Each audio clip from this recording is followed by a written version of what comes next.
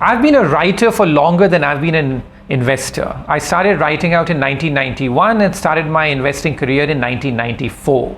And what I find fascinating here is that how different these two worlds are at times, which is that as an investor, my entire focus is on trying to be early on trends. And yet my other side, which is my real passion, as you know, is about writing.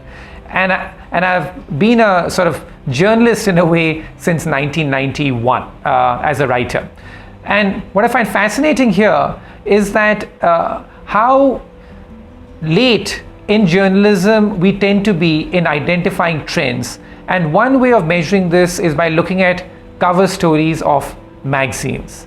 And the joke here is, at least in the investing community, this joke goes around that by the time a trend makes it to the cover of any leading publication in the world, it is quite likely that by then the trend has already exhausted itself. Now this was a joke, but we decided to test this to really see that does this really work, or is this just mere folklore which is popular as more of a myth? And what we found was quite fascinating. What we found was that if an economy or a country was featured on Time magazine's cover story, then it was quite likely that in the next 5 years, the trend would have turned on its head as measured by how the country's economy did. So what do I mean by this? If a country was featured on the cover of Time magazine in a positive way, then we found that 55% of the time, that very economy slowed down significantly over the next 5 years.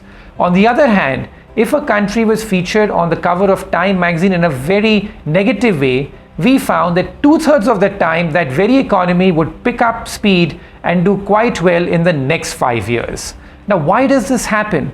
This really happens because by the time I think that editors and everybody feels emboldened to put a trend on its cover as a major story, the trend has really been in play for a fair amount of time already. And trends tend to be quite fleeting.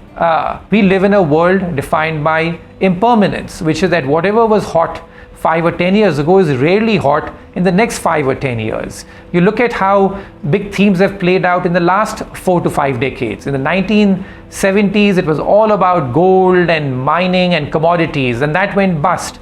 In the 1980s, it was all about Japan, and this is when this rule really struck me. If you look at all the cover stories which were coming out in the early 1990s, it was all about Japan, how Japan was going to conquer the world, how Japan was going to eat the lunch of the US. And similarly, in the 1990s, by the late 1990s, the cover stories were all about technology, the NASDAQ boom, how technology and the NASDAQ were the only places to invest and the only places to define the fate of a nation. We spoke about e-economies back then, and that went bust in the next decade. Last decade, it was about BRICS, and the cover of Time in the year 2011 was about the inevitable rise of China and India and how China was going to overtake the United States as the world's leading economy. And that trend we know has not played out so well subsequently. So we scientifically, in a way, tested this trend and found that when